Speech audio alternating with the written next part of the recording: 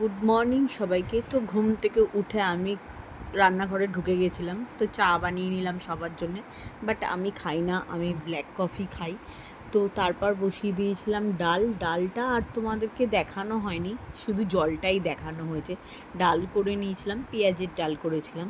তারপর কুমড়ো আলুর তরকারি করেছিলাম। তো কুমড়ো আলুর তরকারিটার মধ্যে দিয়েছিলাম একটু দুকুচি রসুন কুচি আর একটু জিরে ফোড়ন দিয়েছিলাম। তো দিয়ে কুমড়ো আলুর তরকারিটা করেছিলাম। আর নুন হলুদ সামান্য একটু মিষ্টি দিয়ে করেছিলাম কুমড়ো আলুর তরকারিটা। ফের আবার আমি বেগুন ভেজে নিলাম, কারণ বেগুনটা কেন জানি না আমার খুব পছন্দের একটা খাবার বলতে পারো। শীতকালের এই শুরুতে বেগুনটা আমার খুব পছন্দের একটা খাবার। তো বেগুন ভেজে নিয়েছিলাম। মাঝখানে আমার একটু খিদে পেয়ে গেছিলো, তো তখন আমি খেয়ে নিয়েছিলাম একটু প্রোটিন ওটস। তো তার মধ্যে একটু কাজু আর কাঠবাদাম দিয়ে দিয়েছিলাম। তারপর কয়েকটা বেগুন ভেজে নিলাম।